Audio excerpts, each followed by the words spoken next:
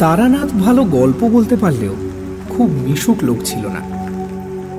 এক ধরনের ফুর্তিবাজ জমাট মানুষ থাকে যারা চায়ের আড্ডায়, ময়দানের বেঞ্চিতে কিংবা বিয়ের বাসরে একেবারে দারুণ জমিয়ে তোলে। তারানাথ ঠিক তার উল্টো। লোক দেখলে সে গুটিয়ে যায়, বিশেষ করে নিজের কথা সে কিছুতেই বলতে চায় না।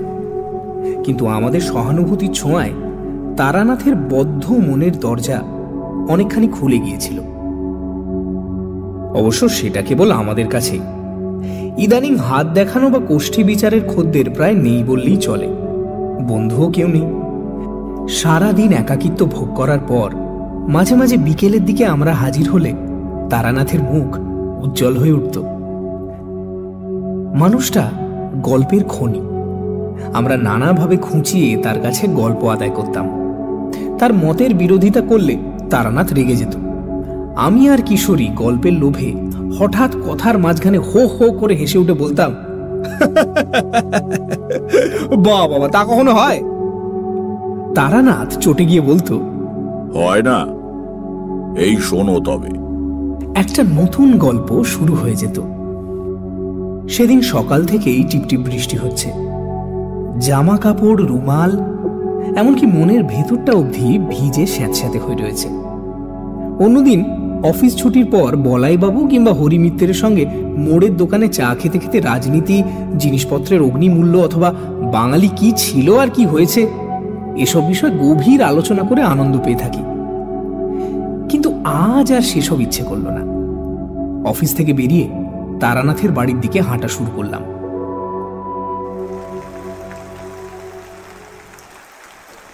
পৌঁছে দেখি কিশোরী সেন আমার আগেই এসে বসে আছে। আমাকে দেখে বলল, এই যে এসো রে, তোমারই জন্য বসে আছি। কি করে জানলে আমি আসবো? ওর জন্য কি আর মন্ত্রতন্ত্র জানতে হয়? আজ এমন বাদলা করেছে যাকে বলে আড্ডার মেজাজ, না এসে যাবে কোথায়? তারানাথের জন্য এক প্যাকেট পাসিং শো কিনে এনেছিলাম। তাকে দিয়ে বললাম, তারানাথ, আজ একটা ভালো গল্প হবে নাকি? তারানাথ হাত বাড়িয়ে প্যাকেটটা নিল বটে, কিন্তু তার মুখে বিশেষ প্রফুল্লতা দেখলাম না।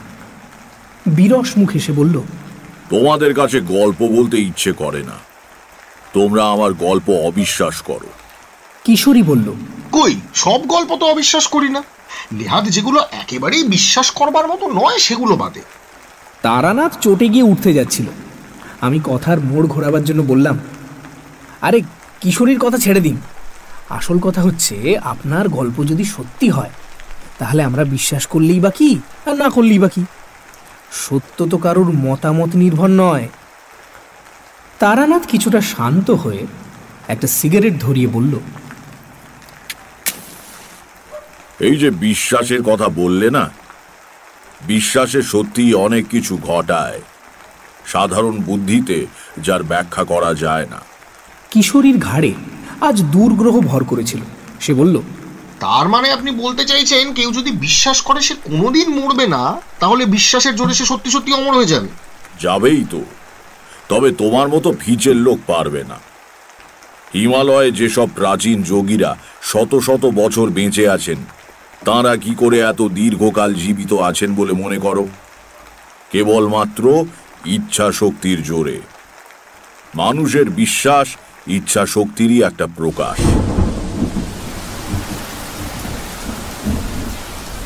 এমন সময় বাইরে আবার ঝমঝম করে বৃষ্টি নামল। আলো কমে গিয়ে কেমন অন্ধকার মতো হয়ে এলো ঘরের ভেতরে। বৃষ্টির বহর দেখে মনে হলো সহসা থামবার নয়। অবশ্য তাড়াতাড়ি মেসে ফিরেই বা কি লাভ? কিন্তু এখানে বসে থাকতে হলে তো গল্প চাই। বললাম, তা বেশ তো, বিশ্বাসের শক্তি সম্বন্ধে একটা ভালো গল্প হোক তবে। আমার কাছে কোনো গল্প নেই, সব সত্যি ঘটনা। কিশোরী আবার কি একটা বলতে যাচ্ছিল, তাকে থামিয়ে দিয়ে বললাম, এখন অন্তত ঘন্টা 2 আমরা আপনার অতিথি, বেরোবার উপায় নেই। আমাদের প্রার্থনা একটি গল্প, মানে সত্যি ঘটনা। সৎ গৃহস্বামী মাত্রই অতিথির প্রার্থনা পূরণ করে থাকে, আপনারও করা উচিত। তারানাথ একটু হাসল। চোখ বুজে কিছুক্ষণ ভেবে বোধহয় মনে মনে গল্পটা গুছিয়ে নিল। তারপর বলতে শুরু করল। বছর 20 আগেকার কথা। এক শিষ্য বাড়ি থেকে সস্তয়ন করে ফিরছি। ট্রেন বদলাবার জন্য বসে আছি রানাঘাট স্টেশনে। ট্রেনের তখনও প্রায় ঘন্টাখানেক দেরি। কি করা যায়? একটা বেঞ্চিতে বসে আপন মনে সিগারেট খেয়ে সময় কাটাতে লাগলাম। দক্ষিণা এবং পুজো বাবদ পাওয়া জিনিসপত্র পোঁটলা করে পায়ের কাছে রাখা। এমন সময় একজন মধ্যবয়সী লোক এসে আমার কাছে দাঁড়িয়ে বলল, একটু আগুনটা দেবেন তো ভাই। বিশেষ খেয়াল না করেই পকেট থেকে দেশলাই বের করে তার হাতে দিলাম। প্রথম কাঠিটা নষ্ট করে দ্বিতীয় কাঠি দিয়ে লোকটা বিড়ি ধরিয়ে আমাকে দেশলাই ফেরত দিল। তখনও আমি তার দিকে তাকাইনি। দেশলাই পকেটে পুরে কি জানি কেন হঠাৎ লোকটার দিকে একবার চাইলাম। সে তখন পেছন ফিরে প্ল্যাটফর্মের অন্য দিকে চলে যাচ্ছে। তাকিয়েই চমকে উঠলাম। তোমরা তো জানো আমার কতগুলো বিশেষ ক্ষমতা আছে, যা দিয়ে আমি মানুষের আশু বিপদ বা ভাগ্য পরিবর্তনের কথা টের পাই। পেছন থেকে তাকিয়ে আমি লোকটার শরীর ঘিরে একটা কালো ছায়া দেখতে পেলাম, যেন একটা কালো মাসলিনের ঘেরাটোপের মধ্যে থেকে লোকটা চলাফেরা করছে। বুঝলাম মানুষটা ভয়ানক বিপদগ্রস্ত। পায়ের কাছ থেকে পোঁটলাটা হাতে নিয়ে আমি দ্রুত পায়ে তার পেছনে এগিয়ে গেলাম। প্ল্যাটফর্মের একটা অপেক্ষাকৃত নির্জন জায়গায় দাঁড়িয়ে লোকটি অন্যমনস্কভাবে লাইনের ওপারে তাকিয়েছিল। আস্তে করে ডাকলাম, শুনছেন ভাই? ভদ্রলোক ভয়ানক চমকে উঠে আমার দিকে তাকালেন। দেখলাম বছর 40 বয়সের একজন মানুষ। উদ্বেগে ও চিন্তায় মুখটা শুকিয়ে গেছে। গালে 5-6 দিনের না কামানো খোঁচা খোঁচা দাড়ি, শার্টের একটা বোতাম ভুল করে লাগানো। ভদ্রলোক বিস্মিত গলায় বললেন, আমাকে কিছু বলছেন কি? একটু বিপদে পড়লাম। কেন ডেকেছি তা ভদ্রলোককে কিভাবে বলা যায়? একজনকে তো আর হঠাৎ বলা যায় না, ও মশাই আপনার খুব বিপদ, কারণ আপনার চারদিকে একটা কালো ছায়া দেখা যাচ্ছে। সময় নেবার জন্য বললাম, আপনার সঙ্গে কয়েকটা কথা ছিল, একটু এদিকে আসবেন? কিন্তু আপনাকে তো ঠিক না, আপনি আমাকে চেনেন না। আসুন, ওই চায়ের দোকানটায় এক ভাঁড় চা খেতে খেতে গুছিয়ে বলছি। আসলে আমি যা বলতে চাই এক কথায় বলা সম্ভব নয়। যে কোনো কারণেই হোক এই সময় চায়ের স্টলে বিশেষ ভিড় ছিল না। ভদ্রলোককে একটা বেঞ্চিতে বসিয়ে 2 কাপ চায়ের অর্ডার দিলাম। ভদ্রলোক উসখুস করছিলেন, বললেন, কই কি বলবেন বলছিলেন, কি ব্যাপার বলুন তো? কোনো ভূমিকা না করেই বললাম, আমি একটু আধটু জ্যোতিষ ইত্যাদি চর্চা করি। আপনি যখন আমার কাছে দেশলাই চাইলেন, আমার হঠাৎ কেন যেন মনে হলো আপনার খুব বিপদ। সত্যি কি তাই? আমাকে খুলে বললে আমি হয়তো আপনার কাজে লাগতে পারি। আমার বিশেষ ক্ষমতার কথাটা আর বললাম না। প্রথমেই সে কথা বললে আমাকে হয় পাগল নয়তো ঠগ মনে করবে। ভদ্রলোক একটু সন্দিগ্ধ চোখে আমার দিকে তাকিয়ে আছেন। এবার ভালো করে দেখে বুঝলাম মানুষটা বেশ বুদ্ধিমান, কিন্তু সাম্প্রতিক দুঃসময় এবং উদ্বেগ তার মুখের স্বাভাবিক ঔজ্জ্বল্যের ওপর ছায়া ফেলেছে। আজকাল সময় খারাপ, নানা রকম ধান্দাবাজ লোক চারদিকে ঘুরছে। এমন অবস্থায় আমাকে হঠাৎ বিশ্বাস করতে না পারাই সম্ভব। কিন্তু মনের যে জোর থাকলে লোকে কোনো কিছুকে দৃঢ়ভাবে অস্বীকার করতে পারে, বর্তমানে সে মনের জোর তার নেই। অসহায়ভাবে ভদ্রলোক আমার দিকে চেয়ে বসে রইলেন। হেসে বললাম, ভয় নেই, আমি ঠকজোচ্চোর নই। আমার একটা বিশেষ ধরনের ক্ষমতা আছে, তা দিয়ে আমি অনেক কিছু আগে থেকে বুঝতে পারি। আমার গুরুর আদেশ ছিল কারো বিপদ বুঝতে পারলে এগিয়ে গিয়ে সাহায্য করা। তাই আপনাকে দেখে। কি ধরনের বিশেষ ক্ষমতা? এই যেমন ধরুন, আপনাকে দেখে বুঝতে পারছি আপনার জন্ম চৈত্র মাসে 7 থেকে 10 তারিখের মধ্যে। আপনার নামের আদ্যক্ষর ক। গত 3-4 দিনের মধ্যে আপনি বেশ বড় রকমের একটা অগ্নি ভয় থেকে রক্ষা পেয়েছেন। আর আর আর কি বলবো? বলুন। গত বছর আপনার কর্মস্থলে আপনাকে নিয়ে যে গোলমাল হয়েছিল, তাতে বিচারে আপনি রেহাই পেয়ে গেলেও দোষটা কিন্তু আপনারই ছিল। ভদ্রলোক মাথা নিচু করে শুনছিলেন। মুখ তুললে দেখলাম তার চোখে জল। আস্তে আস্তে বললেন, আগে হ্যাঁ, দোষ আমারই ছিল। কেউ জানে না সে কথা, আমার স্ত্রীও না। কিন্তু কিন্তু বিশ্বাস করুন, নিতান্ত বাধ্য হই আমি। 3000 টাকা, ঠিক তো? আগে হ্যাঁ, আপনি সবই জানতে পেরেছেন দেখছি। আপনার ক্ষমতায় আর আমি অবিশ্বাস করছি না। স্ত্রীর অসুখে বাধ্য হয়ে তাকে বাঁচাবার জন্য টাকাটা নিতে হয়েছিল। ভেবেছিলাম কেউ টের পাওয়ার আগেই দেশের জমি জমা বিক্রি করে আবার পুড়িয়ে দেব। কিন্তু তার আগেই অডিট বসলো, ঘাটতি ধরা পড়ে গেল। আমি বহু পুরনো বিশ্বস্ত কর্মচারী, আমাকে কেউ সন্দেহ করল না। অন্য কারো ঘাড়ে দোষ পড়লে হয়তো আমি এগিয়ে গিয়ে অপরাধ স্বীকার করতাম, কিন্তু তাও হলো না। যথেষ্ট প্রমাণের অভাবে টাকাটা বাজে খরচের খাতে লিখে রাখা হলো। তারপর ভদ্রলোক আমার দিকে পূর্ণ দৃষ্টিতে তাকিয়ে বললেন,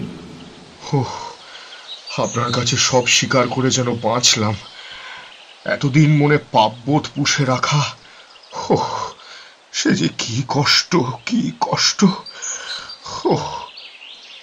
ধুতির খুঁটে মুখ মুছে আবার বললেন, হ্যাঁ, গত পরশুদিন আগুনের হাত থেকে বেঁচেছি বটে। আমার স্ত্রী পুত্র বর্তমানে দেশের বাড়িতে রয়েছে, যেখানে আমি এখন যাচ্ছি। নিজে রান্না করে খাওয়ার অভ্যেস নেই, বুঝলেন। হোটেলে খেলে আমার শরীর খারাপ হয়, তাই যা হোক দুটো ভাতে ভাত ফুটিয়ে নেব বলে স্টোভ জেলে চাল বের করতে পেছন ফিরেছি, আর মশাই ধুতিতে লেগে গিয়েছে আগুন। কি ভাগ্য, সে সময় আমার এক বন্ধু এসে হাজির আড্ডা দিতে। সে বিছানার মোটা চাদর চেপে ধরে আগুন নেভায়। তাও দেখুন না কতখানি পুড়ে গিয়েছে। এই যে, এ দেখুন। ডান পায়ের থেকে কাপড় সরিয়ে নিতেই দেখলাম পায়ের গুলি থেকে উরুর পেছন অবধি ভেজা ন্যাকড়ার ফেটটি বাঁধা। চায়ের দোকানের ছেলেটা এসে শূন্য কাপ দুটো নিয়ে গেল। তাকে বললাম আর 2 কাপ চা দিতে। সিগারেটের প্যাকেট বের করে নিজে ধরালাম, ভদ্রলোককেও দিলাম। তা সিগারেটে গোটা কয়েক লম্বা টান দিয়ে তিনি বললেন,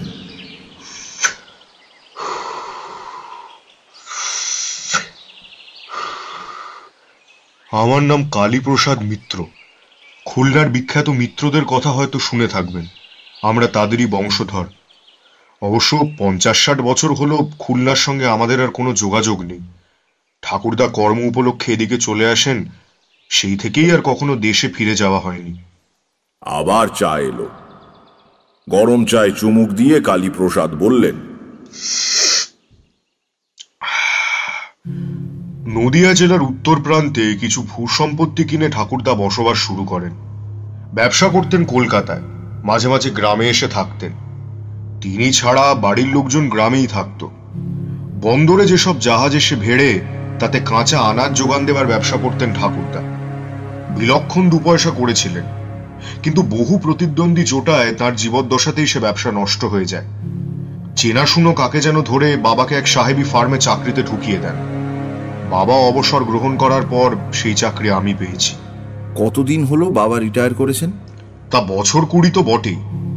বাবার বয়স এখন প্রায় 80, কিন্তু বেশ ভালো স্বাস্থ্য, অসুখ বিসুখ কিছুই নেই, কেবল চোখে একটু কম দেখেন।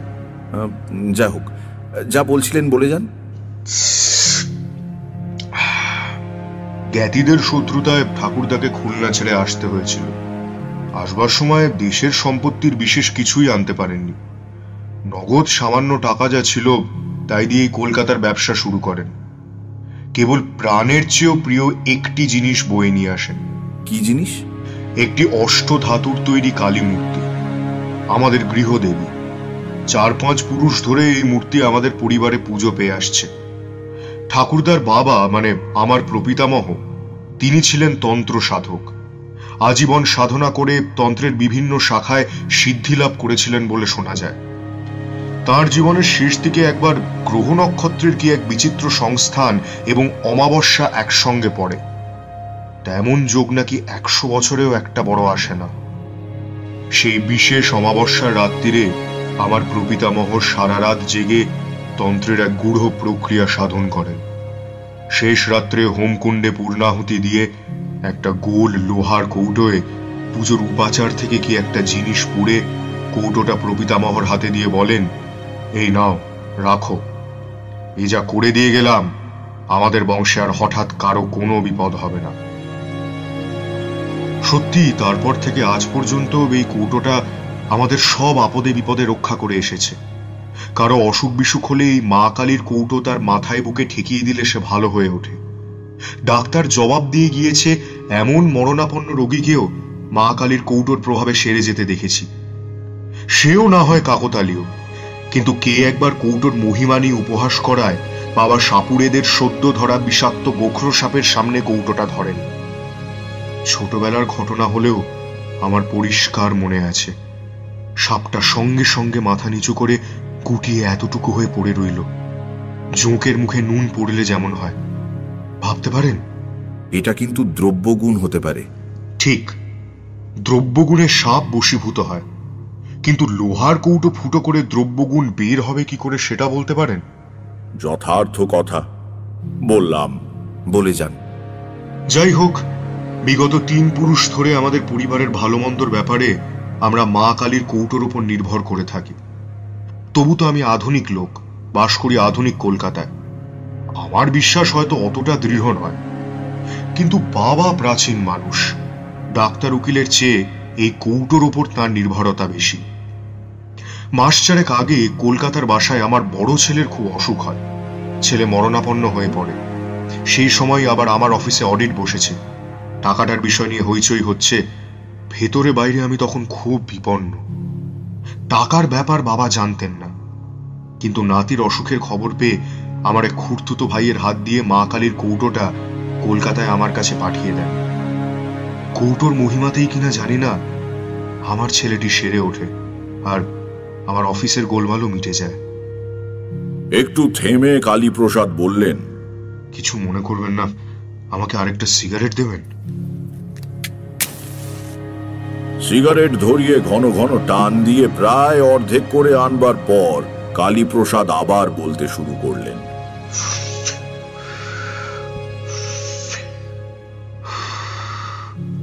এতদিন মা কালীর কৌটো কলকাতায় আমার কাছেই ছিল।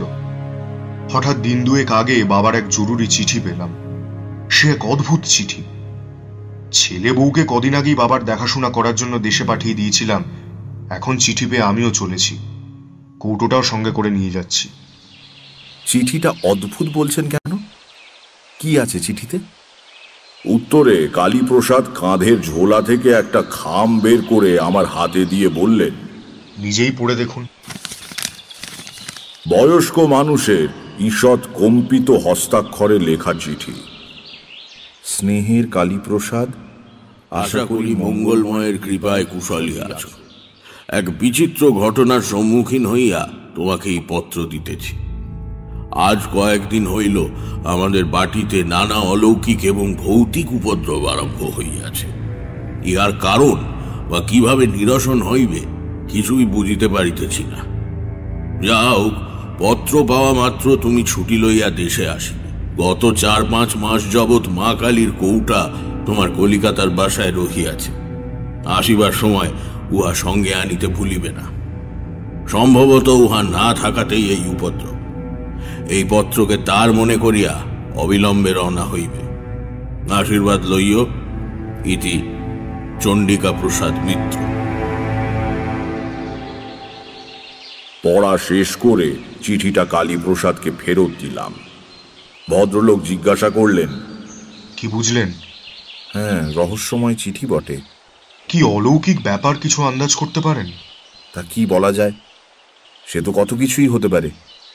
আচ্ছা, আগে কখনো আপনাদের বাড়িতে এরকম কিছু হয়েছে? কখনো না।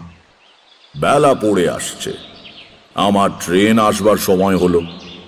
কালীপ্রসাদ দাঁত দিয়ে নিচে ঠোঁট কামড়ে ধরে কি যেন ভাবছেন। যাক, আমার আর কি করবার আছে। পোঁটলাটা হাতে নিয়ে বেঞ্চি থেকে উঠে দাঁড়ালাম। বললাম, আসি তাহলে, সাবধানে থাকবেন।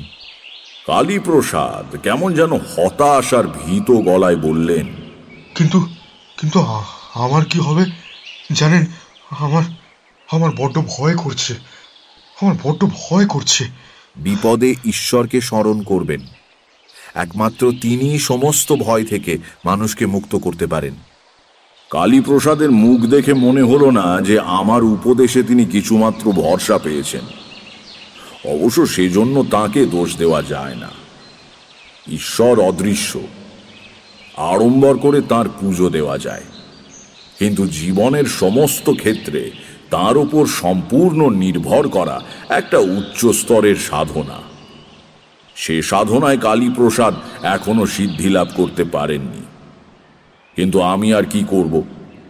বিদায় সূচক সামান্য হেসে পেছন ফিরে হাঁটতে শুরু করলাম। কয়েক পা হেঁটে আসতে না আসতেই কালীপ্রসাদ দৌড়ে এলেন। শুনছেন শুনছেন? একটু দাঁড়ান, একটু দাঁড়ান। দাঁড়ালাম। কালীপ্রসাদ আমার কাছে পৌঁছে বললেন, আরেকটা কাজ করা যেতে পারে। কি? আপনি কি তাতে রাজি হবেন? বলেই ফেলুন না, আমারও তো এদিকে ট্রেন আসবার সময় হলো। গুরুত্বপূর্ণ কথা শুরু করার ভঙ্গিতে কেশে গলা পরিষ্কার করে কালীপ্রসাদ আমার দিকে তাকিয়ে বললেন, আপনি আমার সঙ্গে আমাদের দেশের বাড়ি চলুন। প্রস্তাবটা নিতান্ত আকস্মিক। অবাক হয়ে বললাম, আমি আপনার বাড়িতে? হ্যাঁ, আপনি অলৌকিক শক্তির অধিকারী। আপনি গেলে আমাদের অমঙ্গল কেটে যাবে। আপত্তি করবেন না, দয়া করে আমার সঙ্গে চলুন। বলুন, যাবেন? লোকটা সত্যি ভয় পেয়েছে, পাওয়াই স্বাভাবিক। একটু চিন্তা করলাম। বাড়িতে এমন কিছু বলে আসেনি যে তাড়াতাড়ি ফিরব। আরো 5-7 দিন দেরি হলে কোনো ক্ষতি নেই, দেখাই যাক না এর সঙ্গে গিয়ে। বললাম, আচ্ছা চলুন, যাব। কালীপ্রসাদের চোখের দৃষ্টি কৃতজ্ঞতায় ভারী হয়ে এলো। আমার হাত দুটো ধরে তিনি বললেন, বাঁচলাম। সত্যি বিশ্বাস করিনি আপনি যেতে রাজি হবেন। ধন্যবাদ, অনেক ধন্যবাদ। একটা ছোট্ট গ্রাম্য স্টেশনে নেমে পাক্কা 3 মাইল হেঁটে কালীপ্রসাদের বাড়ি। গ্রামে যখন ঢুকলাম তখন রাত্রি প্রায় 8টা। পল্লীগ্রামের তুলনায় শেষ রাত। কৃষ্ণপক্ষের সুমুখ অন্ধকার রাত্রি। পঞ্চমীর রাঙা চাঁদ পূব দিগন্তের নিচে থেকে চালতে গাছের পেছন দিয়ে এক অলৌকিক গোলকের মতো উঠে আসছে। গ্রামের প্রায় শেষের দিকে আম জাম গাছে ঘেরা নির্জন বাড়ি, পাঁচিল দিয়ে ঘেরা। সদর দরজায় শেকল নাড়তে একটু বাদে দরজার ফাঁক দিয়ে লণ্ঠনের আলো দেখা গেল, কিন্তু কারো সাড়া শব্দ নেই। যেন ভেতরে যে দাঁড়িয়ে সে সাহস করে দরজা খুলতে পারছে না। কালীপ্রসাদ হেঁকে বললেন, অভিরাম নাকি? দরজা খোল। অভিরাম, দরজা খোল।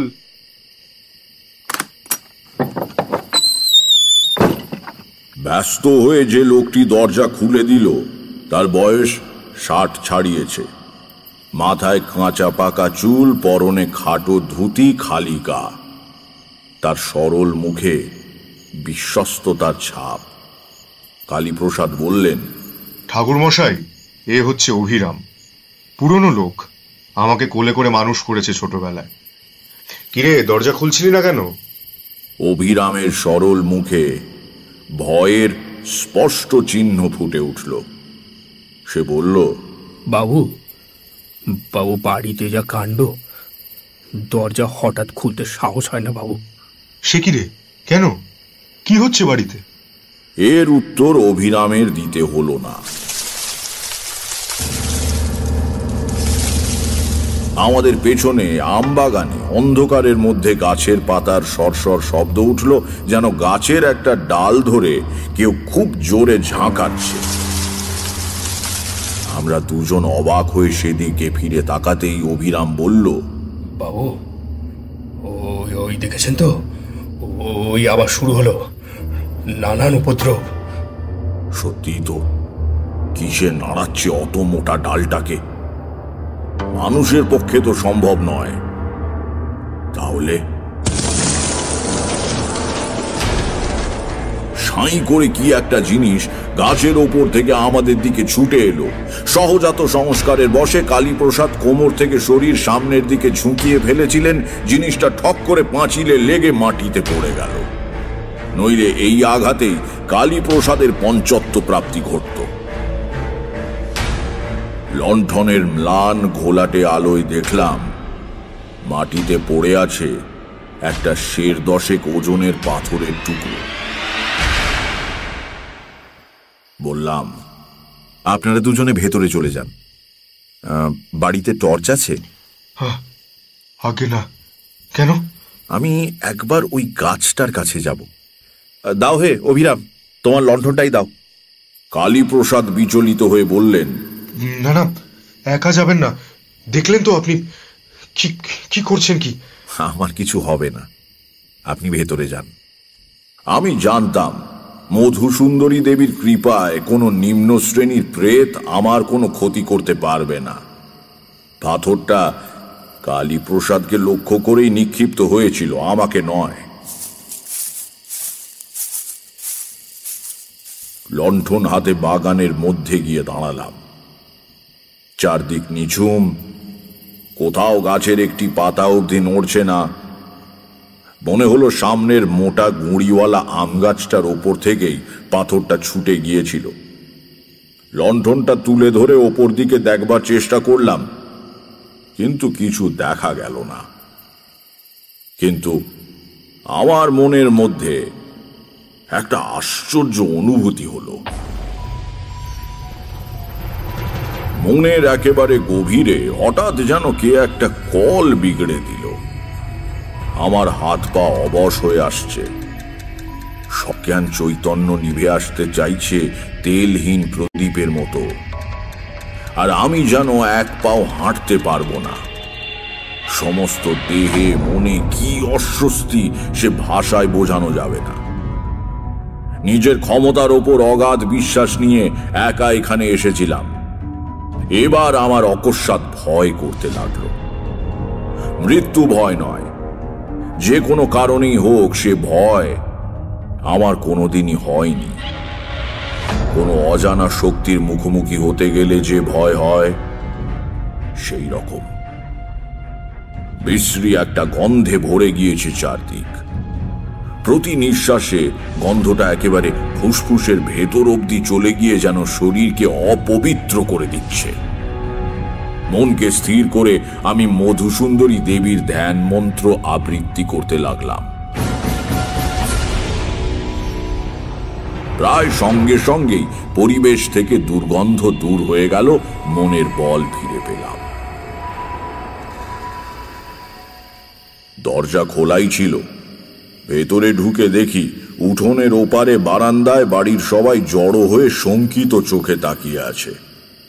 আমি ঢুকতেই কালীপ্রসাদ বললেন, এই তো ঠাকুর মশাই। আমরা যা ভয় পেয়ে গিয়েছিলাম। কালীপ্রসাদের কাঁধে হাতের ভর রেখে যিনি দাঁড়িয়ে আছেন, আন্দাজে বুঝলাম তিনিই চণ্ডিকা প্রসাদ। ফর্সা মানুষ, দীর্ঘদেহী, দেখে বোঝা যায় এককালে খুবই সুপুরুষ ছিলেন। অগোছালো ধরনের ধুতি পরা। বারান্দায় উঠে লণ্ঠনটা নামিয়ে রাখলাম। চণ্ডিকা প্রসাদ এগিয়ে এসে বললেন, কালী আমাকে এতক্ষণ আপনার কথা বলছিল। আপনি যে কষ্ট করে এসেছেন। ও কথা বলবেন না, আপনি আমার বাবার বয়সী। চণ্ডিকা প্রসাদ আমার হাত দুটো ধরে বললেন, তাতে কি, আপনি বর্ণশ্রেষ্ঠ সাধক মানুষ। আপনি এসেছেন, এবার আমার বাড়ির অমঙ্গল কেটে যাবে। কঠিন রোগীর বাড়ি বিলেত ফেরত ডাক্তার গেলে বাড়ির লোকে যেমন বলে। আমার যা সাধ্য আমি করব মিত্রমশাই, নইলে আমি আসতাম না। আমাদের বাড়িতে কেন এমন হচ্ছে কিছু বুঝতে পারছেন ঠাকুর মশাই? কিছু কিছু বুঝতে পেরেছি বইকি। পিতা পুত্র দুজনেই বলে উঠলেন। কি কি বুঝেছেন? কি বুঝছেন? এখন না, আগে আপনাদের কথা শুনেনি, তারপর বলবো। চণ্ডিকা প্রসাদ ব্যস্ত হয়ে বললেন, হ্যাঁ হ্যাঁ চলুন, হাত মুখ ধুয়ে বসে সব শুনবেন। ওরে ও অভিরাম, ঠাকুর মশাইকে জল দে। দক্ষিণ দিকে বড় বড় জানলাওয়ালা একটা ঘরে আমার থাকবার ব্যবস্থা হয়েছিল। একটু সুস্থ হয়ে সেখানে বসে চণ্ডিকা প্রসাদের বিবরণ শুনলাম। চণ্ডিকা প্রসাদ বললেন, আমার জীবনে কখনো এমন অভিজ্ঞতা হয়নি ঠাকুর মশাই। দিন 15-20 আগে এক রাত্রিরে শুরু। খেতে বসেছি সবে, রাত 10টা কি 10:30 হবে। হঠাৎ বাইরে শোঁ শোঁ আওয়াজ করে একটা ঘূর্ণি হাওয়া মতো উঠল। আমরা অবাক। ঝড় বৃষ্টির সময় নয়, আকাশে মেঘ নেই, এমন বাতাস উঠল কোত্থেকে। সেই বাতাসের দাপটেই রাজ্যের ধুলোবালি এসে আমার ভাতে পড়ল। মনটা যেন কেমন হয়ে গেল। আমরা সেকেলে মানুষ, লক্ষণ অলক্ষণ মানি, আর না খেয়ে উঠে পড়লাম। সারা রাত ভালো ঘুম হলো না। বিছানায় এপাশ করতে করতে রাত শেষ হয়ে গেল। সকালে উঠে গাড়ু হাতে বাগানে যাচ্ছি, দেখি সদর দরজার কাছে দুটো মরা পাখি পড়ে আছে। প্রথমে ভাবলাম গত রাত্রিতে যে বাতাস উঠেছিল তারই ঝাপটায় বোধহয় মারা পড়েছে। ভালো করে লক্ষ্য করে দেখি তা নয়, কে যেন পাখি দুটোর ঘাড় মুচড়ে ঘুরিয়ে দিয়েছে। ঝড়ে তেমন হতে পারে না। বাড়ির সবাই দেখলে ভয় পাবে বলে হাতে করে মরা পাখি দুটোকে ঝুলিয়ে নিয়ে গিয়ে দূরে ফেলে দিলাম। একটু দম নিয়ে চণ্ডিকা প্রসাদ বললেন, এই হলো শুরু। মাঝে মাঝেই উল্টোপাল্টা বাতাস দেয়, বাড়ির জিনিসপত্র হুড়মুড় করে পড়ে যায়, অদ্ভুত গোঙানির শব্দ শোনা যায় বাড়ির চারপাশে। এসব কিন্তু আমার বাড়ির এবং চারদিকের কিছুটা জায়গায় ঘটে। পরে গ্রামের মধ্যে জিজ্ঞেস করে দেখেছি, তারা ঝড় বাতাস কিছুই টের পায়নি। কেন এমন হচ্ছে কিছুই বুঝতে পারছি না। আপনি কি বলেন ঠাকুর মশাই? চণ্ডিকা প্রসাদের দিকে তাকিয়ে বললাম, আপনার বাড়িতে কোনো প্রেতের উপদ্রব হচ্ছে না, অন্তত যে অর্থে আমরা প্রেত কথাটা ব্যবহার করি সে অর্থে নয়। ভদ্রলোক অবাক হয়ে বললেন, তাহলে? ব্যাপারটা আপনাকে বোঝানো একটু কঠিন হবে। আমাদের এই মানুষের জগতের মতোই আরো বহু জীব লোক আমাদের চারদিকে সর্বদাই বর্তমান। তারা ঠিক ভূত বা প্রেত নয়, তারাও এক ধরনের জীব, হয়তো মানুষের চেয়ে অন্যরকম। তাদের মন, চিন্তা, আচার ব্যবহার সবই মানুষের থেকে আলাদা। আমাদের বিচারে হয়তো অমানুষিক। সে জগতের সমস্ত পদার্থই আমাদের কাছে অদৃশ্য ও অস্পর্শযোগ্য। বস্তুত একই স্থান অধিকার করেও এই দুই জগৎ একে অপরের কাছে অস্তিত্বহীন। কিন্তু মাঝে মাঝে প্রকৃতির কোনো আশ্চর্য খেয়ালে এই ছায়া জগৎ আমাদের জগৎটাকে স্পর্শ করে। এখানে ঠিক তাই হয়েছে। আমরা কোনোভাবে তাদের দুনিয়াতে ঢুকে পড়েছি। সেটা তাদের পছন্দ না হলে তাদের দোষ দেওয়া যায় না। যা ঘটতে দেখছেন সেটা হচ্ছে আমাদের জাগতিক বস্তুর ওপর তাদের মানসিক শক্তির ক্রিয়া। হয়তো তারা ভাবছে এইভাবে ভয় দেখিয়ে তাদের জগৎ থেকে তারা আমাদের দূর করতে পারবে। বাড়িতে বেড়াল কুকুর ঢুকলে আমরা যেমন ঠেঙিয়ে তাড়াই আর কি। পার্থক্য এই যে এক্ষেত্রে এসবে কোনো কাজ হবে না। পরিবেশে আর একটা বড় রকমের ঝাঁকুনি লাগলে দুটো জগৎ আবার বিচ্ছিন্ন হয়ে যাবে, তার আগে নয়। আমি থামতে চণ্ডিকা প্রসাদ কিছুক্ষণ স্তব্ধ হয়ে বসে রইলেন। তারপর বললেন, এসব আপনি জানলেন কি করে? খুলে বললে বিস্তর কথা বলতে হয়। ইচ্ছে করছিল না। সংক্ষেপে বললাম, আমি জানতে পারি। ওই ঝাঁকুনি না কি বলে, সেটা কি করে দেওয়া যায়? সেটা আপনা আপনি হয়ে যেতে পারে, যেমন করে শুরু হয়েছিল। সস্তয়ন বা স্থান শুদ্ধি গোছের একটা হোমও করতে পারি। কিন্তু আপনাকে সত্যি কথাই বলে রাখা ভালো, এই ধরনের উপদ্রবের কথা আমি গুরুদেবের কাছে শুনেছি মাত্র, নিজের চোখে দেখছি এই প্রথম। এই বিষয়ে আমার বিশেষ কোনো অভিজ্ঞতা নেই। আমার হোমে কতদূর কাজ হবে জানি না। চণ্ডিকা প্রসাদ কি একটা ভাবলেন, তারপর বললেন, তা হোক, আপনি হোমের আয়োজন করুন। আর একটা কথা, যদি কিছু মনে না করেন। না, বলুন আপনি।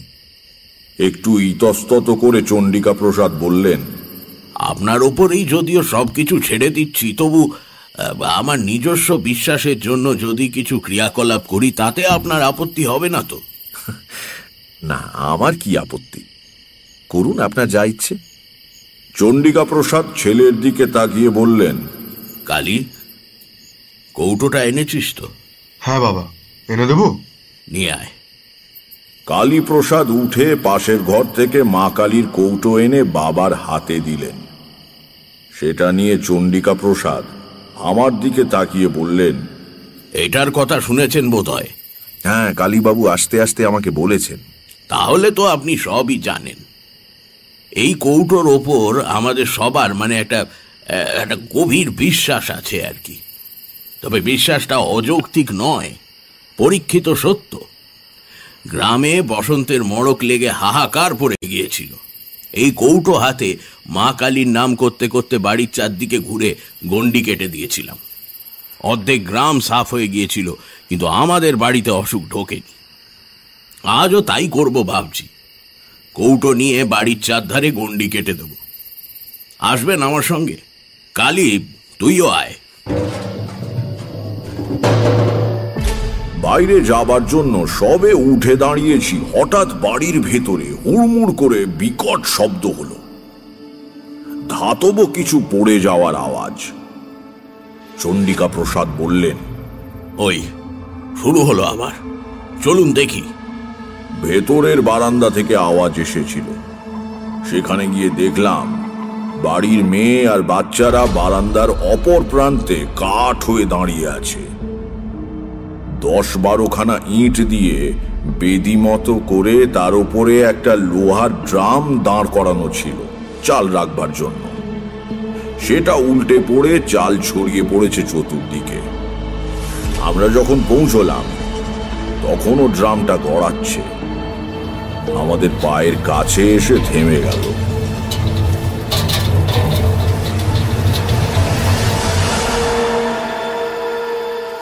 আমার নাকে ভেসে এলো সেই বিশ্রী গন্ধটা, ওই বাইরের বাগানে যেটা পেয়েছিলাম। চণ্ডিকা প্রসাদ হতভম্ব হয়ে দাঁড়িয়েছিলেন। তাকে বললাম, যা করবার করে ফেলুন, আর রাত করবেন না। সদর দরজা দিয়ে আমরা বাইরে এলাম, সঙ্গে কালীপ্রসাদ আর লণ্ঠন নিয়ে অভিরাম। চাঁদ ঢাকা পড়েছে গাছের পাতার আড়ালে। মাটিতে ম্লান জ্যোৎস্না আর ছায়ার খেলা। ঝোপে ঝাড়ে জোনাকি জ্বলছে। বাতাস নেই কোনো দিকে, কেমন একটা থমথমে আবহাওয়া। কালীপ্রসাদের হাতে একটা মোটা লাঠি, যদিও বুঝতে পারলাম না অতি প্রাকৃত কোনো বিপদ এলে লাঠি দিয়ে কি করে ঠেকানো সম্ভব। চণ্ডিকা প্রসাদের হাতে মা কালীর কৌটো, মুখে বিড়বিড় করে কি মন্ত্র পড়তে পড়তে চলেছেন। ক্রমে আমরা বাড়ির পেছন দিকে এসে হাজির হলাম। এদিকটায় জঙ্গল খুব বেশি, আশ শেওড়া আর কুঁচ কাঁটার ঝোপে ভর্তি। সাবধানে কাপড় বাঁচিয়ে চলেছি, আর কয়েক পা হাঁটলেই আমরা একটা বাঁক ফিরে বাড়ির পূব দিকের সীমানায় পৌঁছবো। সেখানে ঝোপঝাড় অপেক্ষাকৃত কম। এমন সময় আমার মনের ভেতর সেই পরিচিত বিপদের ঘণ্টাটা বেজে উঠল। আমি বুঝতে পারলাম এক্ষুনি একটা কিছু ঘটবে। প্রায় সঙ্গে সঙ্গে ডান দিকের একটা ঘন ঝোপের মধ্যে খড়খড় করে কি নড়ল। আমরা সবাই থমকে দাঁড়িয়ে সেদিকে তাকালাম। কালীপ্রসাদ 2 হাতে লাঠি বাগিয়ে ধরেছেন। অভিরাম লণ্ঠন মাটিতে নামিয়ে রেখে নিঃশব্দে তার হাত থেকে লাঠিটা নিল। বড় মুহূর্তে ছোপের মধ্যে থেকে কালো মতো বেশ বড় সড়ো কুকুরের আকারের কি একটা জীব বেরিয়ে এসে ক্রুদ্ধ গর্জন করে চন্ডিকা প্রসাদের দিকে ছুটে গেল। কালীপ্রসাদ ভয় চিৎকার করে উঠলেন। আমি বলে উঠলাম, সামলে দাঁড়ান, একটু এত বিচলিত হবেন না। জন্তুটা চন্ডিকা প্রসাদের পায়ে দাঁত কষিয়ে দিতে গেল। অস্ফুট আর্তনাদ করে সরে গেলেন তিনি। প্রায় সঙ্গে সঙ্গেই অভিরাম সবলে লাঠি দিয়ে আঘাত করলো প্রাণীটার মাথায়। শূন্য মাটির হাঁড়ি ফেটে যাওয়ার মতো হঠাৎ করে শব্দ হলো। নিঃশব্দে জন্তুটা কাত হয়ে পড়ে গেল একপাশে। বলতে এত সময় লাগলেও ঘটতে লেগেছিল কয়েক মুহূর্ত মাত্র। কালীপ্রসাদ লণ্ঠন নিয়ে ঝুঁকে পড়ে বললেন, এটা তো একটা শিয়াল। মরা জ্যোৎস্না আর লণ্ঠনের আলো মিলিয়ে কেমন একটা আলো আঁধারি মতো হয়েছে। তবু ভালো করে তাকিয়ে মনে হলো শেয়ালই বটে। অভিরাম বলল, অদ্ভুত ব্যাপার বাবু, শেয়ালে কখনো তাড়া করে কামড়াতে আসে এ আমি শুনিনি। ঠিক, শেয়াল তো ভীতু জন্তু, মানুষ দেখলে পালিয়ে যায়। এটা তাড়া করে এলো কেন? চন্ডিকা প্রসাদ বোধহয় নিজেকে সান্ত্বনা দেবার জন্য বললেন, পাগলা শেয়াল হবে, নইলে কি আর। যা হোক, চল, অন্ধকারে দাঁড়িয়ে থাকা উচিত নয়।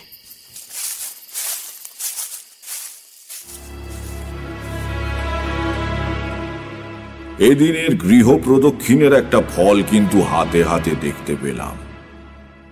সে রাত্রির থেকে বাড়ির ভেতরের উপদ্রব বন্ধ হয়ে গেল। সারা রাত সজাগ হয়ে শুয়ে রইলাম।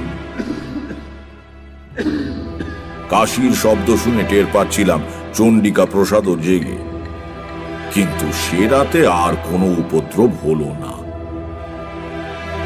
পরের দিন সমস্ত ব্যাপারটা অদ্ভুতভাবে মিটে গেল। যে কথা বলবার জন্য এই গল্পের অবতারণা, আমাকে আর যোগ্য করতে হয়নি। এই ঘটনায় আমার ভূমিকা ছিল শুধুই দ্রষ্টার। মরা শেয়ালটার পা ধরে টেনে অভিরাম দূরে আমবাগানের ওপাশে একটা পতিত জমিতে ফেলে দিয়ে এসেছিল। রাত্রিরেও কোনো উপদ্রব হয়নি। সকালে উঠে দেখলাম বেশ প্রসন্ন সূর্যের আলোয় চারদিক ভরে আছে। চন্ডিকা প্রসাদের সঙ্গে নানা বিষয়ে আলাপ করে দিনটা কেটে গেল। ভদ্রলোক সেকেলে মানুষ হলেও হিন্দু শাস্ত্রের বিভিন্ন দিক নিয়ে বেশ পড়াশোনা করেছেন। দুপুরে সুন্দর দিবানিদ্রা দিয়ে যখন উঠলাম, তখন বিকেলের রোদ মিলিয়ে গিয়ে ছায়া গাঢ় হয়ে এসেছে। বাইরের তক্তাপোষে বসে চন্ডিকা প্রসাদ হুঁকোয় টান দিচ্ছিলেন, সেখানে গিয়ে বসলাম।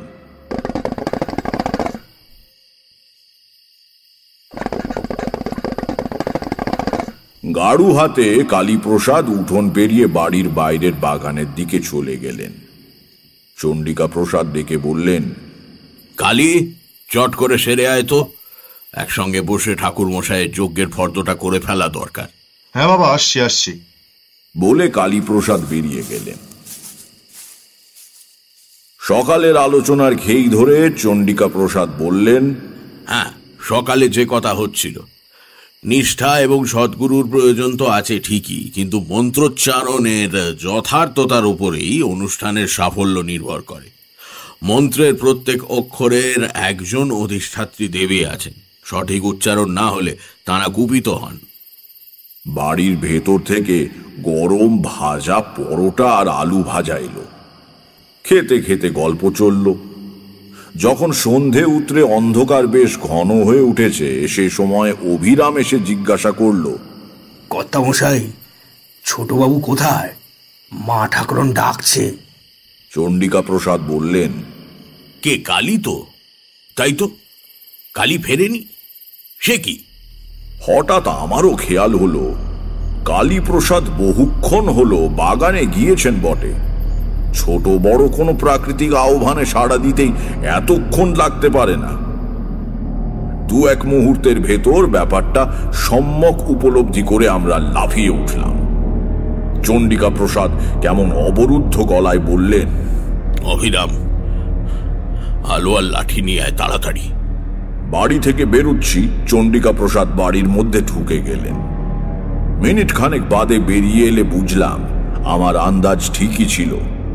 তার হাতে মা কালীর কৌটো, এইটে আনতেই তিনি ফিরে গিয়েছিলেন। আমবাগানে পা দিয়েই বুঝতে পারলাম এ বাড়ির ওপর থেকে দুর্ভাগ্যের কালো ছায়া একেবারে মিলিয়ে যায়নি।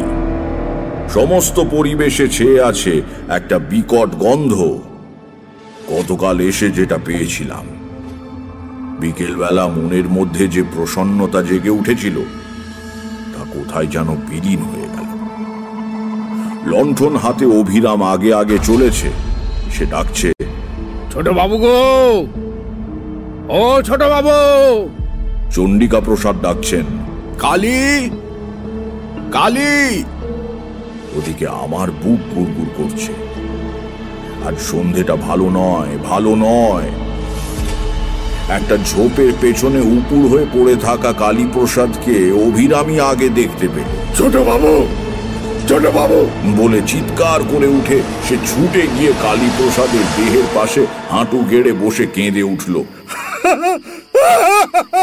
ছোট বাবু। পর মুহূর্তেই আমরাও পৌঁছে গেলাম। আমি শক্ত করে চণ্ডিকা প্রসাদের হাত ধরে রেখেছি, বুঝতে পারছি তার সমস্ত শরীর ঠকঠক করে কাঁপছে। এই অবস্থায় সেটাই স্বাভাবিক। নিচু হয়ে কালীপ্রসাদের নাড়ি দেখলাম, বুকে হাত দিয়ে স্পন্দন বোঝার চেষ্টা করলাম। নাড়ি ঠিক আছে, তবে মৃদু। সোজা হয়ে দাঁড়িয়ে বললাম, ভয় নেই, ইনি অজ্ঞান হয়ে গিয়েছেন। অভিরাম, চলো ধরাধরি করে একে বাড়ি নিয়ে যাই। চলো চলো। আমরা অজ্ঞান কালীপ্রসাদের দেহ তোলবার জন্য নিচু হয়েছি। হঠাৎ ঠিক গতকালের মতো ঝোপের মধ্যে খসখস শব্দ হলো। যেন আমাদের দিকে আসছে, কিন্তু তার গতি কালকের চেয়ে ধীর। আমাদের ভয়চকিত দৃষ্টির সামনে ঝোপ ঠেলে বেরিয়ে এলো একটা শেয়াল। গতকাল যে শেয়ালটাকে অভিরাম মেরেছিল সেই শেয়াল। প্রাণীটার মাথা দু ফাঁক হয়ে আছে, ঘিলু বেরিয়ে গড়াচ্ছে ডান চোখের ওপর দিয়ে, অন্য চোখে মৃত নিষ্প্রাণ দৃষ্টি। প্রকট দংস্ত্রার ফাঁক দিয়ে জিভের আধখানা বেরিয়ে রয়েছে। সে এক অনৈসর্গিক বিভৎস দৃশ্য। ধীর কিন্তু অমোঘ গতিতে শেয়ালটা আমাদের দিকে এগিয়ে আসতে লাগলো। কোনো দিকে কোনো শব্দ নেই। গাছের পাতায় বাতাসের সামান্যতম মর্মর নেই। সমস্ত জগৎটাই অন্ধকারে চাদরে ঢাকা পড়ে আড়াল হয়ে গিয়েছে চেতনার থেকে। থাকবার মধ্যে কেবল সামনে ওই সচল মৃতদেহটা।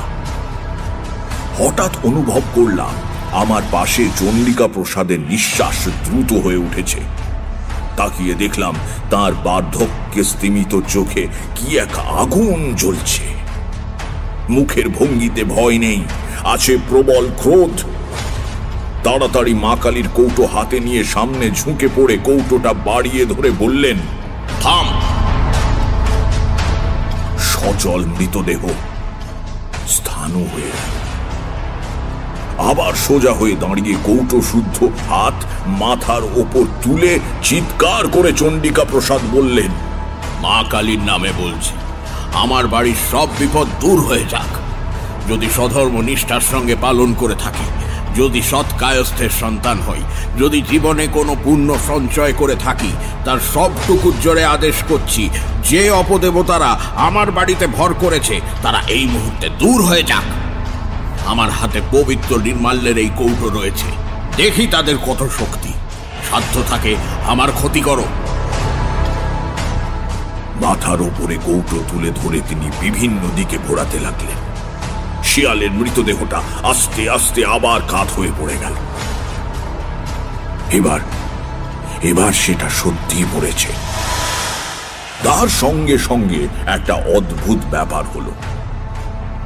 এতক্ষণ বন ছিল নিস্পন্দ, নীরব। হঠাৎ কোথা থেকে ছুটে এলো ঝড়ের মতো বাতাস। সারা বাগান ঝোপঝাড় তোলপাড় করে কিছুক্ষণ সেই বাতাস বইল। অভিরাম বলে উঠল, ঠাকুরমশাই দেখুন, দেখুন ঠাকুরমশাই দেখুন। তার নির্দেশিত দিকে তাকিয়ে দেখলাম সেখানে গাছপালা একটু কম, পাতার ফাঁক দিয়ে রাত্রির আকাশ দেখা যায়। চাঁদ উঠতে আজ দেরি আছে, কিন্তু অস্পষ্ট তারার আলোয় অন্ধকার অনেকটা তরল। বাতাসের ঘূর্ণির সঙ্গে পাক খেয়ে একটা জমাট অন্ধকারের স্তম্ভ আকাশে অনেকখানি ঠেলে উঠেছে। অন্ধকারের উপাদানে তৈরি অমানসিক এক আকৃতি। পরিচিত কিছুর সঙ্গে তার কোনো মিল নেই। সমস্ত পরিবেশ থেকে, চণ্ডিকা প্রসাদের বাড়ির ওপর থেকে, আম বাগান থেকে বাতাসের সঙ্গে উঠে যাচ্ছে গুঁড়ো গুঁড়ো অন্ধকার। কিছুক্ষণের মধ্যেই অন্ধকারের কালো পিণ্ডটা অনেক ওপরে উঠে গিয়ে আবছা হয়ে মিলিয়ে গেল। তারপরেই বনের বাইরে থেকে ভেসে এলো এক ঝলক বাতাস। বুক ভরে নিঃশ্বাস নেবার মতো সহজ, স্বাভাবিক, মুক্ত বাতাস। কিটকিট করে নিশাচর কীট পতঙ্গেরা ডাকতে শুরু করলো। আমরা কেউ কথা না বললেও বুঝতে পারলাম অমঙ্গলের ছায়াটা একেবারে সরে গিয়েছে। কালীপ্রসাদকেও বয়ে নিয়ে যাবার প্রয়োজন হলো না। এর কিছুক্ষণের মধ্যেই তার জ্ঞান ফিরে এলো। বাগান থেকে ফেরবার মুখে শেয়ালটা এসে ওর সামনে দাঁড়িয়েছিল। ভদ্রলোক স্নায়ুর ওপর এত চাপ সহ্য করতে পারেননি। ফেরবার সময় চণ্ডিকা প্রসাদ বললেন, দেখলেন আমার মা কালীর কৌটোর গুণ, সব বেটাকে তাড়িয়ে দিলাম। তা বটে। তারানাথ থামল। কিশোরী বলল, কিন্তু এ তো মন্ত্রশক্তি বা দ্রব্যগুণের গল্প, এতে বিশ্বাসের শ্রেষ্ঠত্ব কি প্রমাণিত হয়? তারানাথ বলল, হয়। পরের দিন নির্জনে বসে কালীপ্রসাদের সঙ্গে গল্প করছিলাম। কালীপ্রসাদ বললেন, বাবা বিশ্বাসের জোরে আমাদের আপদ দূর করে দিলেন ঠাকুরমশাই। বললাম, কেন, মা কালীর কৌটোর গুণও আছে বলতে হবে। ম্লান হেসে কালীপ্রসাদ বললেন, দাঁড়ান, একটা জিনিস তাহলে আপনাকে দেখাই। একটু পরে হাতে করে মা কালীর কৌটোটা নিয়ে ঘরে ঢুকলেন ভদ্রলোক এবং আমার বিস্মিত দৃষ্টির সামনে ঢাকনাটা খুলে ফেললেন। বাধা দিয়ে বলে উঠলাম, ও কি করছেন? মন্ত্রপুত নির্মাল্য খুলতে নেই, ওতে গুণ নষ্ট হয়ে যায়। কিছু না বলে কালীপ্রসাদ বিছানার ওপরে কৌটোটা উপুড় করে ধরলেন। ভেতরে যা ছিল চাদরের ওপর ছড়িয়ে পড়ল। ভেতর থেকে বেরুলো কতকগুলো গোল গোল করে পাকানো খবরের কাগজের গুলি। আর কিচ্ছু নেই। অবাক হয়ে বললাম, হে কি, নির্মাল্য কই? নেই। তার মানে? কালীপ্রসাদ মাথা নিচু করে বললেন, মানে আসল কৌটো অনেক দিন আগে হারিয়ে গিয়েছে, এটা নকল। ছেলের অসুখের সময় কলকাতা নিয়ে যাওয়ার পথেই কোথাও পড়ে যায়। বাবা শুনলে অনর্থ করবেন, এই ভয় শিশি বোতলওয়ালার কাছ থেকে 2 পয়সা দিয়ে এই কৌটোটা কিনি। বাবা আজকাল চোখে কম দেখেন, তাকে ঠকানো সহজ। কাজেই বুঝতেই পারছেন, যা হয়েছে তা বাবার বিশ্বাসের জোরেই হয়েছে। আর কেউ জানে এ কথা? শুধু আপনার বৌমা, মানে আমার স্ত্রী, অন্য কেউ না। বাবার বয়স হয়েছে, আর কদিনই বা বাঁচবেন বলুন? খামোখা তাকে দুঃখ দিয়ে লাভ আছে কি ঠাকুরমশাই? তারানাথ থামল। ঘরের মধ্যে স্তব্ধতা। বাইরেও বৃষ্টি ধরে এসেছে। একটা নিঃশ্বাস ফেলে কিশোরী বলল, গল্পটা বেশ। গল্প বানানোয় আপনার একটা স্বাভাবিক দক্ষতা আছে, এটা মানতেই হবে। সিগারেট ধরাতে গিয়ে তারানাথ জ্বলন্ত চোখে কিশোরীর দিকে তাকালো। আমি ব্যাকুল হয়ে উঠে দাঁড়িয়ে কিশোরীর হাত ধরে টানলাম। কিশোরী, কিশোরী, ওঠো ওঠো ওঠো, আবার বৃষ্টি এলে বাড়ি ফেরা মুশকিল হয়ে পড়বে, চলো ওঠো। হ্যাঁ চলো।